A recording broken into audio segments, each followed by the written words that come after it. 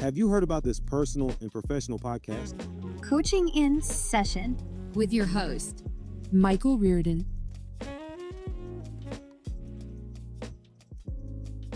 When is the last time you gave yourself a bit of confidence, or you gave yourself the idea to have courage to put yourself out there?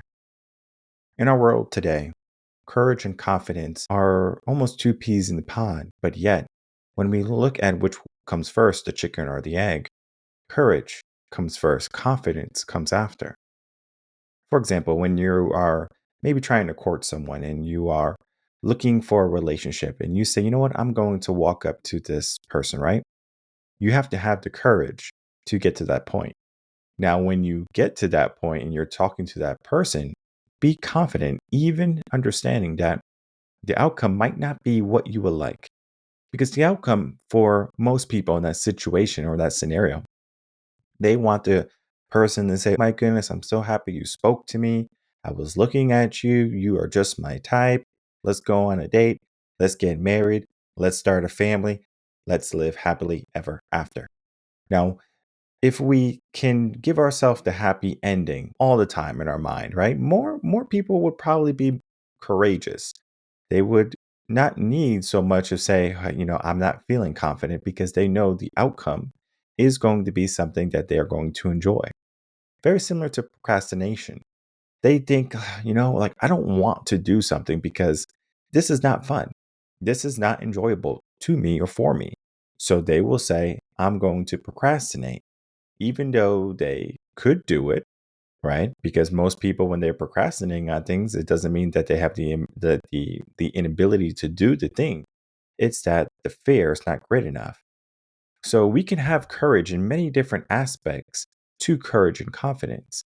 So that means we could have the courage to not procrastinate, to not allow our fears to eventually get so great or so big that it drives us to take action. Is very similar to trauma. I'm going to wait for this traumatic experience so I can say, you know what? I think it'll be an appropriate time for me to take action. And most people, they wait. They wait until things are perfect. They wait until they feel confident. But you have to do it when you're not confident. You have to have the courage. And today we are going to be looking at my most recent blog, Courage versus Confidence, understanding the difference, and of course, their roles and how we can use them, leverage them, and then manipulate them to our benefit. Now, all of this is to be said that courage is the essential part. And I was like, let me do some research on courage. What I have found is that courage is the ability to take action despite the fear. That even if fear is present, I'm still going to do it. I'm going to start the business. I'm going to invest my money. I'm going to start the relationship. I'm going to do things that I might not have done otherwise. There's an idea of yes. When we give ourselves this idea of yes, yes is a positive word, it's a positive term. It grants access to many things, not only in the world, but within our mind also. So, what this essentially means is if I say yes to something, I'm giving an entryway for something to come my way, versus if I say no, I block it. I'm building a brick wall. I'm building a fortress to say, you know what? Whatever is this, I don't want it. Now, of course, we have to have boundaries, we have to have limits. But for when we're looking at personal development, we should be looking at what can we be courageous for and toward, and let's start to do that more. Because yes, we can say no to the friends, we can say no to the drugs, we can say no to the things that are bringing us away from our goal, our dreams. You might think that, you know, it's easy to get rid of the things that are, the obstacles. But let me tell you, it's actually very difficult because it's not the friends. It's not the bosses, it's not the careers, it's not the low income. It's you. You are the problem. You have not trusted yourself in I don't know how many years. And maybe you have trusted yourself. Maybe you are a courageous person. And this is good, right? We can move on to the next step, the confidence part. But if we do not have the courage part, we need to start to build that. how do we build the courage part? Well, courage part is literally, like I said, standing up and getting the job done, even when you're afraid. Because if you would like to get things done, you have to do it. And I remember when I was in third grade, my father, he would give us, some money every week. It wasn't much. It'd be $5, maybe $20 most. What we did with the money was up to us. He didn't really tell us to go invest the money. He didn't tell us to not buy things with the money. He just gave us the money. Where he kind of did it in a weird way where he gave my brother, I think, the most money because he was the oldest, and me the next, and then my sister the least amount because she doesn't need all that money, basically, is what I guess he thought. One of the things he instilled inside of me or within me is to handle my business. And when I remember one day when I got that $20, my brother was already off into high school, and my sister and I were still in elementary school. And we didn't have any food that morning. So we woke up getting ready for school, and I realized that there was no lunch for my sister or myself. My brother, he had lunch at the high school, he ate in the cafeteria, but we didn't have a cafeteria at my school. It was, we had a cafeteria, but you had to get the hot lunch plan, and we couldn't afford the hot lunch plan. And of course, we can do the low income stuff, and sometimes we did, but my mom sometimes forgot to do it. So we would have to figure out how we would get food for ourselves. So they would go to the store and they would buy Wonder Bread. And I don't even know Wonder Bread is still around, but we would buy Wonder Bread. We would buy about a pound of ham and a pound of cheese, and we would put it on bread, maybe a little bit of mayo. We didn't use mustard. And that was our lunch. Maybe we had a little juicy, and like the little water juices that were terrible for you, artificial food coloring and dye and bad sugars for you. And that's, that was our food. So it was a, ham and cheese sandwich with a little juicy. And sometimes if we were lucky, we had some chips. Well, I said, with this $20, I'm going to use this $20 and I'm going to buy stuff. I'm going to buy some candy, and maybe I'll buy a video game or something. I'm thinking all the things that I could buy for myself. Well, going back to what I was saying, we didn't have any food that morning. And what my father said early on, he said, to handle my business, and that was resonating inside of me. So I went to the corner store down the street. They make sandwiches and stuff, but they have a little bit more fancy sandwiches on a hard roll, not on Wonder Bread, ham and cheese, lettuce, tomato. They put some salt and pepper and some vinegar and stuff on it. So it's a pretty good sandwich, right? Of course, I bought some chips and I got a juice, but it wasn't one of the cheap juices. I think it was more of like a 50-cent juice. So it was a little bit bigger. I had got that for my sister and myself. And then I went back to the house and I said, okay, this is your lunch and this is my lunch. And we packed it and we went to school. Never asked for a recognition from my mom or my dad or my sister or whoever saying, hey, look at what I did. Look at me being a good brother or me being a good citizen or a good family member, at least, like if we want to go like citizen, because I'm not helping the world yet, I'm just helping my family. It was more so for myself, where I knew I had to do it. I had to handle my business. There was not so much fear going through my mind. It was more so of a responsibility that was yearning within me, that was egging me on, saying, handle your business, you have to do this. And if we look at courage, that same feeling can be there. That same idea could be there. It might not be the same situation when you have to go get someone food and you might not know what you're going to do when the money's run dry or something. It was more so of the idea of, I'm doing this because I know it's going to lead to something better. Courage is doing something when you're not 100% certain, when you might be afraid, right? Because courage could be the presence of fear and you do it regardless. So people are courageous when they do something that someone else might say is, a fear of theirs. You go on stage, you're a single mom and you do it by yourself. Oh, you're so brave. You're so courageous, right? These words are powerful words, right? Because then we give the person some feeling that they are on the right path, that they are doing good things. And when you praise someone, typically confidence comes next. But the thing about confidence is it doesn't have to be associated with praise from anyone else.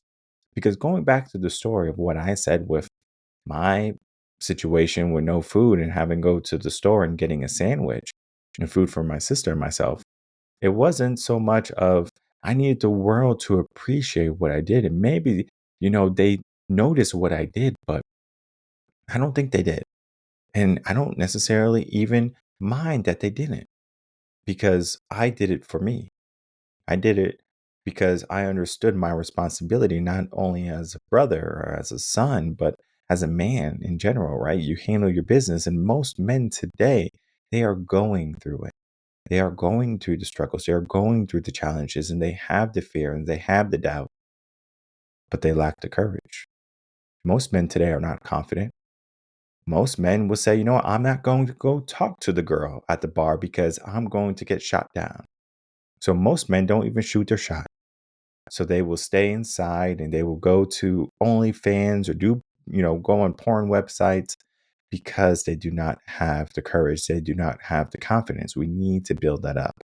So when we do the idea of confidence or when we think about the idea of confidence, what does it represent? What does it give you? Because when you do something and you know you can do something, you become confident. But the thing about confidence is this eventually becomes a sense of homeostasis, meaning you become numb to it. Because if I ask you to walk to the fridge and get me a Coca-Cola or get me a water or get me something, you might say, sure thing, not a problem. But if you are confined in a wheelchair, if you are maybe, someone going and recovering from a stroke, or if you are someone who has gotten injured and is going through therapy, that task might be more difficult. So something that is so mundane to us, we think about the things that are out of our control versus the things that are in our control most of the time. Because we can get up, we can walk to the fridge, most of us, and we can get that drink. That's confidence. You know you can do it. But for the majority of people, they don't know that they can be successful. They don't know that, they can be happy. They don't know that they can, start something and finish it. So most people say, you know what, I'm not even going to instill this idea within inside of me. Well, confidence is doing something because you believe you can do it. When I started the company, Reven Concepts, I saw what was happening in the minds of so many people. Most people believed that they couldn't. Most people were living in their circumstance. Most people were living within their box, their confined comfort zone. Most people were living within their limits. And I started to say, well, you know what? There has to be a new mindset that we can instill inside people, inside the world, to make them feel confident. Well, it begins at a very early age, of course, because you can have parents who either build you up or break you down. A good example of a parent who has built someone up is Tom Brady. He had a mother and a father who built that man up. The man that we see today as Tom Brady, one of the greatest quarterbacks in the world, had the system, the foundation of nurturing parents. I heard a quote, I'm not sure if it's a quote or more so a saying, that when you yell at your child or when you hurt your child's feelings, I'm using the words feelings loosely because you are not in control of their feelings, but when they're so young, they were relying on you for so many things like food and safety and shelter, the basic needs for a person to have a good strong mindset or a good mental attitude toward life. If they don't have that, then that's when negativity begins to arise within the mind and the body. Sometimes, even though you might be going through the adversity, if you can come out on the other end, you become stronger. We can look at Mike Tyson, for example, one of the best boxers or one of the greatest boxers in our lifetime.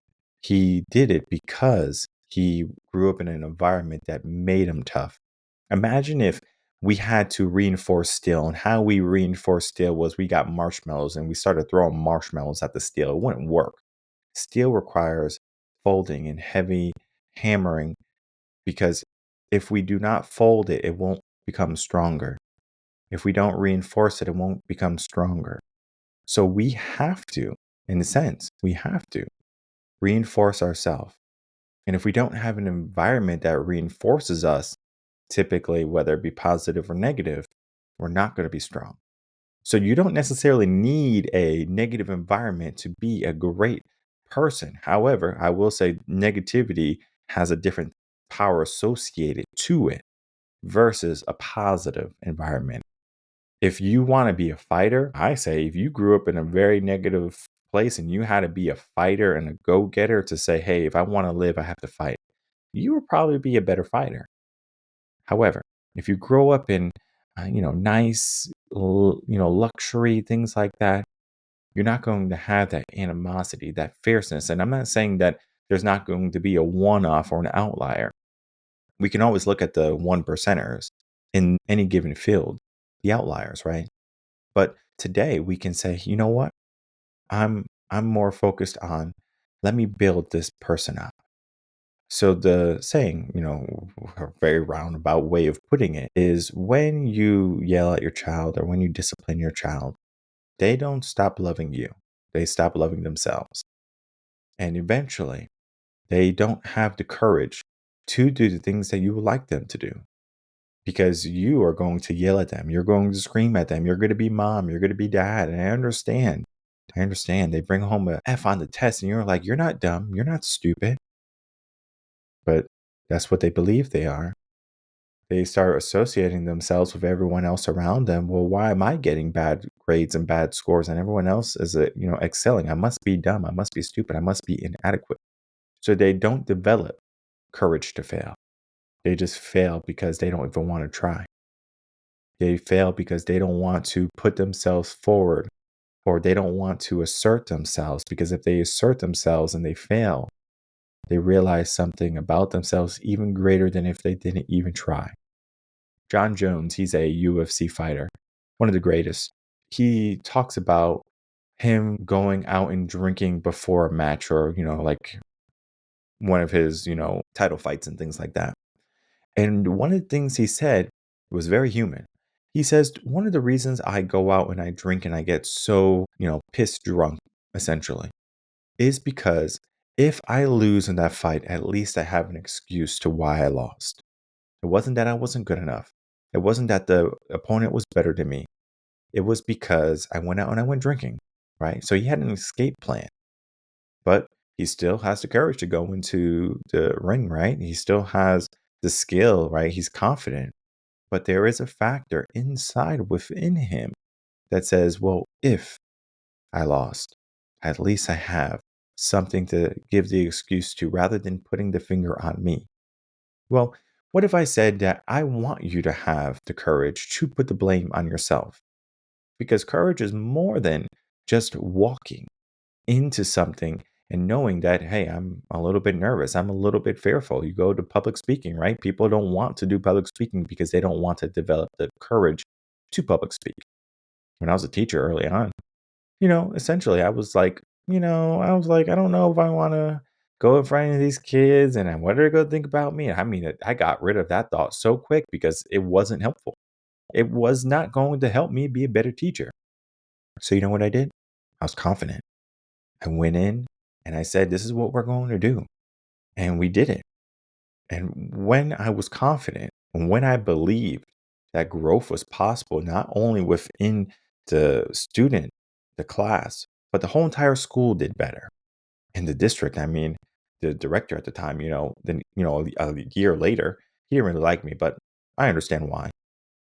He asked, like, what are you doing? Like, these kids are doing so great.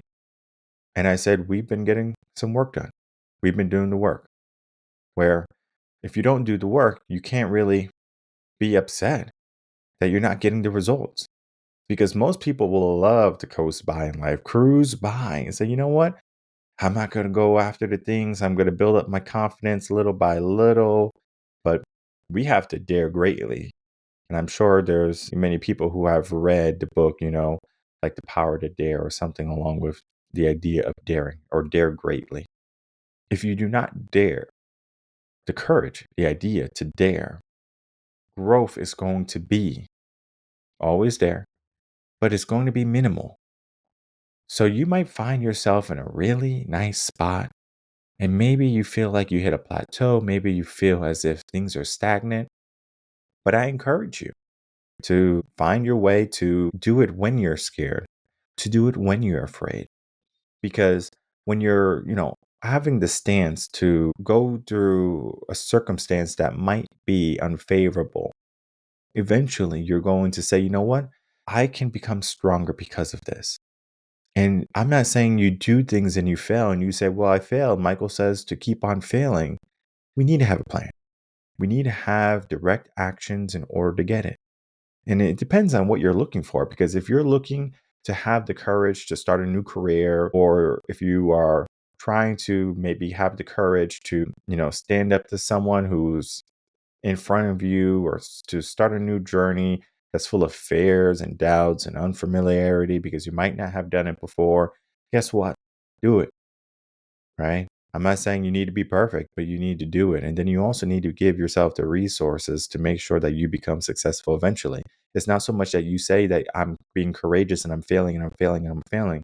It's that you're failing and you're adjusting, you're failing and you're pivoting, you're failing and you are making progress. They say fail forward, not fail backwards. So when we fail, that failure becomes a stepping stone, not an anchor, not something that is a deterrent for us to not propel ourselves. And then confidence essentially is just literally, stepping out of our comfort zone, right? We start to give ourselves this idea of what confidence is. We give ourselves this idea of the person who is confident. And maybe you give yourself a suit of armor. Maybe you give yourself a bit of liquid courage. Maybe you say, you know what? I'm going to practice confidence. And what does that mean? Well, I'm going to look up, right? I'm looking and I'm walking with my head held high. And that's the first thing I want you to do to build confidence. We all know how to walk, I said early on. We can go to the fridge, we can get me some water, we can get me a soda. But can you do it with confidence? Can you do it with intention? Can you say, I'm doing this because I know I can? And then when you accomplish it, acknowledge that you accomplished it. And then give yourself another goal. You should always have goals that scare you. You should have goals that you are fearful that you might not be able to attain. But then you remain optimistic, and optimism is good, but you need action. Confidence in action put together is going to create a certainty within your mind. It might not be today, but it will be eventually. So I don't know when that confidence is finally going to break through. But if you keep on talking to girls, if you're a guy and you want a relationship, eventually you're going to get a girl. Same thing with the girls, the guys. You're going to find someone who loves you and cares for you. Maybe for a career, you find the right career for you. It's not always going to come at first try. Most people who try the first time, they don't succeed. And if you do, maybe it could be luck. Maybe it could be that you do have the skill, but the persistence and the confidence that you have and that you can exude, that's going to be the testament of who you are and who you are going to be able to become. Michael Jordan, again, he failed, essentially going to be on the basketball team in high school. And he says, well, I'm not going to let this stop me. And then, of course, goes into the NBA and his competitive nature, his confidence that he basically is there. Everyone knew, right? Don't mess with what he called himself, Black Jesus. So that, basically, if you doubt him, he's going to say, okay, game on, right? So just because you're doing good in the first quarter or second quarter, basically he would say you had a good game up till now. And then basically he just kind of comes in and he just says, okay, this is who I am. Confidence. He had the courage to try. He had the courage to shoot, because if you can't even shoot, you're not going to make a shot. I encourage everyone to check out this article, Courage versus Confidence, understanding how you can give yourself this idea to personal growth just by instilling this idea of courage and confidence within your days. And in the things that you do. And I encourage everyone, if you, again, are struggling with being courageous, if you are struggling with confidence, maybe you didn't have a strong foundation growing up. Maybe you didn't have loving parents. Maybe you didn't have the best teachers in school. To reach out to us here at Reven Concepts, this is what we do. We help reverse the limits that people are living within.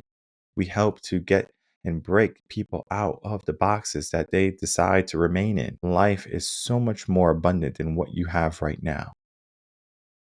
The quote I want to leave you with today is, "What lies behind you and what lies in front of you pales in comparison to what lies inside of you." And this quote is by Ralph Waldo Emerson. And if we can think about that quote and we break it down, what lies behind you? What lies in front of you? So essentially talking about your past and your future. Going into pales into comparison to what lies inside of you, the moment, the power that you have right now. You can make a choice today. You don't have to say, okay, I'm going to procrastinate. Okay, I'm going to do it later. You have the power. This is the most powerful power you have right now, the moment.